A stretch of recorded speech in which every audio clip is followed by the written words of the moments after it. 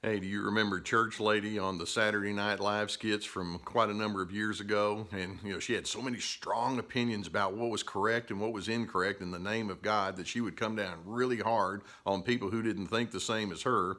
Well, actually, a while back, I met her. Now, not the one that was on Saturday Night Live, but I met this lady who was probably in her mid 70s or so, and she had a conundrum that she was talking about, and it involved her granddaughter who was in her early 20s who had a brand new tattoo on the back of her shoulder.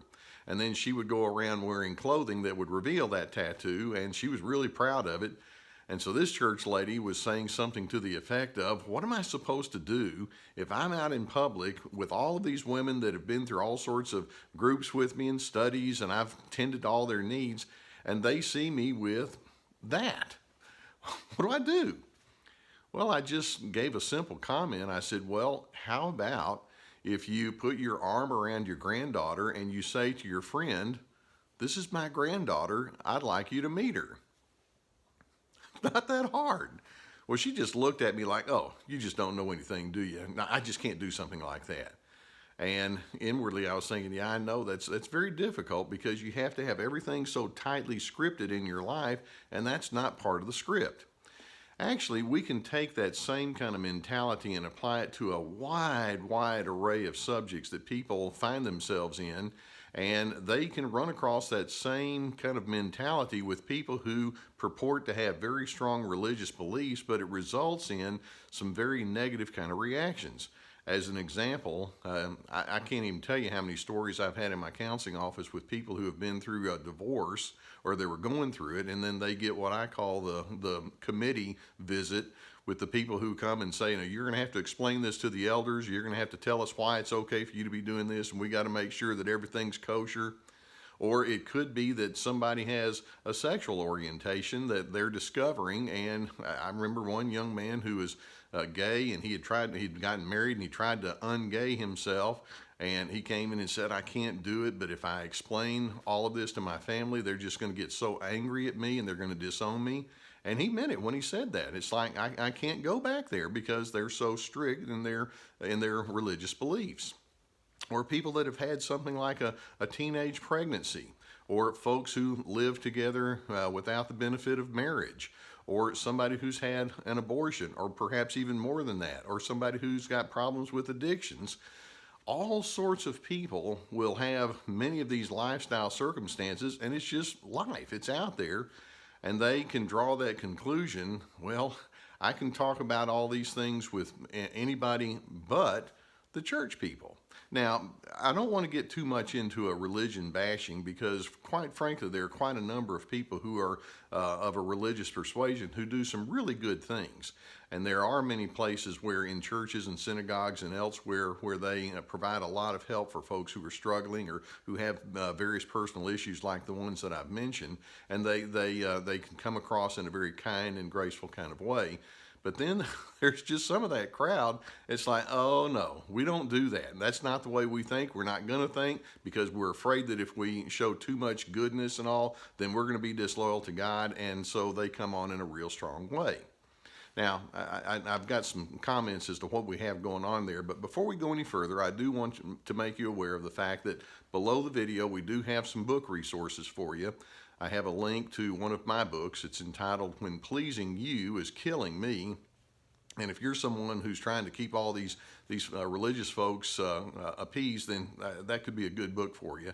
And then also by Laura Carranza, one of my partners, she has a book called Ugly Love, and it's about dealing with the narcissists in your life. She's been through it, and she has some very interesting stories to tell. So avail yourself to those books if you would.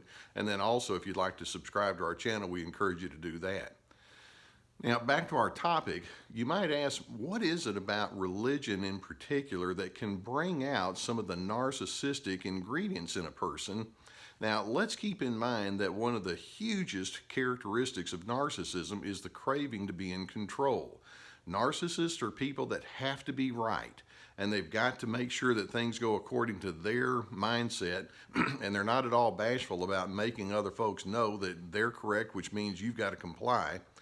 Well, when you think about it, as we approach religion, many people approach religion in a power kind of mindset. It's like they approach their understanding of God by saying, well, I have now found ultimate truth, and we have to make sure that everything lines up with that. And so if you disagree with them, you're not just agreeing with them. It's like, no, this is not me. This is God you're disagreeing with. And so they appoint themselves as being the spokesperson for God. And in doing so, that gives them the ultimate feeling of superiority. Now, they would never say that, because that just seems sacrilegious to say something like that. But that's really what we've got going on. It's a person attempting to play God over you. And they've kind of gotten a little bit too confused about who has which role there. And there are primary ingredients that these folks can operate with. And if I can, I'd like to run through some of them with you, because if you see some of these ingredients, you'll realize that it feeds into a narcissistic bent. As an example, when a person has very strong religious preferences and beliefs, they use a great deal of what I would refer to as binary thinking. Black, white, on, off. You're either in the club or you're not in the club. You're either right or you're wrong. And so with that binary thinking, it allows them to put conversations into a superior, inferior kind of frame of reference, which is very classic for the narcissist. And guess which end of that equation you're going to be on. If you don't line up to their religious beliefs, then certainly there's just someone's got to be labeled as wrong here, and it can't be them, so it's got to be you. And they have a couple of favorite words that they like to refer to that's part of this binary thinking. One is the word authority. The other is the word truth. You know, they speak with the authority of their religious convictions. And authority, actually, if you have good authority, that means that you're well informed and you speak from a good position, an educated position. But this authority that we're talking about could actually be a little bit more nuanced, and we could call it authoritarian. It's like, I'm the one who has the answers, you don't, so you have to listen to me. And they can come across in a very orderly and ordering kind of a way towards other individuals. And then when I say truth, it's like I have the corner of the market on all truth, and you have to go according to truth. But again, their word truth can be a euphemism for do it my way. And please don't go away from here thinking that Carter is against all sorts of truth and he doesn't believe in truth. Of course, I believe that there are some truths that we want to anchor down on. Principles, values, and standards that we want to maintain, but we can do so in a non-binary kind of way, and we can do so with a discussion that would be in mind, as opposed to a telling and a telling only. Well, this leads to a second kind of primary thought that's part of this narcissistic approach towards religion, and that is, in their mindset, they actually, again, they may not say this, but they actually operate more with the mindset that says outliers need not apply here. You'll hear some places of worship where they'll say, come and be as we are, come as you are, but what they mean is come and be as we are. They want to make sure that you get conformed pretty quickly, that you understand what the codes are, what the rules are, and what the expectations are. And if you don't comply pretty quickly, then that means there's something wrong with you. You don't have enough sincerity, or you don't have enough faith. I recall so well a woman that I had spoken with who was one of these outliers. And she'd been on the streets for about 10 years prostituting and doing a lot of drug use and things of a nature where it was just a very difficult life. And she came back to her family of origin, and they brought her into counseling. And one of the things that they suggested to her was that she get back to her roots inside of her church. And her comment to me was, I would not be accepted there.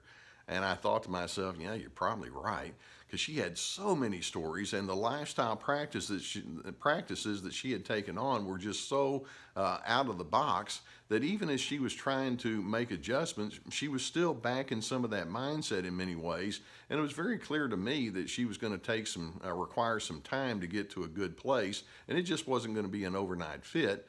But it's like, if I go back there, they may give me a month or 2 or 3 to kind of have my sad story. But what if I struggle with this for a period of time? And what if I start pointing out some things that I considered to be inconsistencies? And she knew it was not going to be a good kind of scenario for her at all. which leads to another thought that's part of that narcissistic religious mindset, and that is there's a lack of curiosity regarding other kinds of thinking about separate beliefs. You know, the bottom line is there's 7 billion of us on this planet, and as I engage with my small number of people on the planet and I find out that you don't have the same beliefs as I do, it's the height of arrogance for me to say, but you have to conform to mine. We have all sorts of cultural influences. We have family influences. I mean, people on the other side of the world, I promise they don't think the same as we do here in America. And you may be listening in another part of the world and you may be saying, yeah, that's right. We're brought up with different kinds of influences and emphases. And the curious person says, how can I learn from you? Whereas the strongly narcissistic kind of person says, well, that's wrong, and it's my job to explain to you why that's wrong. Well, that leads to another inclination that the narcissistic religious people do, and that is they operate with easy criticism. There's a lot of must and have to and should that drives them, and then when you don't live up according to their shoulds and supposed tos, it's like, well, let me explain to you why that's no good, and you just must have a bad attitude, or you just are not willing to go along with the program here. And so there's an inability because of that to factor in somebody else's backstory. So having said all that, I'd like to throw out a few little thoughts here that would imply or that would be indicators of what a non-narcissistic religious style would consist of, and see if this would sound something that would be a better alternative. Now, it's not going to come as any shock when I say to you, if you represent a religious way of thinking, I wonder if instead of making correctness and conformity and compliance your primary focus, what if you made love your primary focus? You know, in weddings, many people have the sentences read in their weddings. Love is patient. Love is kind. It's not arrogant. It's not rude. It doesn't insist on its own way. And then, in addition to that, what if you decided that you can embrace the outlier, the person that's different, rather than looking at them saying, you know, there's something defective about you? What if you looked and said, I want to know what your backstory is. I want to know who you are and how you got this way. And rather than trying to fit them real quickly into your way of being, it's like just keep me informed as to how you have come up with some of your thoughts and reasons and ideas. I like to know you more. And then that leads to another huge thing, and that is rather than just being somebody who tells folks what to do, which is much more of a narcissistic mindset, be willing to ask questions. How can I help you? Or what would you like for me to know? Or what is it about you that seems different that you'd like for me to perhaps incorporate with you? And have that kind of mindset that says it doesn't all have to be about me, which leads to another huge adjustment. And that is, in a non-narcissistic religious mindset, embrace humility. You're not the center of the universe, and frankly, you don't have it all together either. You have some of your failings and some of your disappointments and some of the misjudgments that you've made. It may not be the same as someone else, but you've got yours. Keep that in your memory bank as you engage with these other individuals. And be honest about the fact that you need something bigger and larger and transcendent that you plug into just as other individuals do. And so you don't want to do it with an attitude of superiority. So as we look at religion and that subject and then tie it towards that narcissistic mindset, knowing that there's got to be a better way, I want you to just ask a couple of questions. When you approach your religious attitudes and your religious practices, do you do so with a regulatory mindset in a way that proves you to be superior over others? Or do you do so with a spirit and an attitude of love, where you begin with the thought that says, we're all in this together. I want you to know that I'm going to show goodness and kindness to you, just as I would hope you would do the same towards me in reverse. If that's the way you go, then you wind up with much better influence, and I think that's kind of what you're wanting to do as you engage with the world.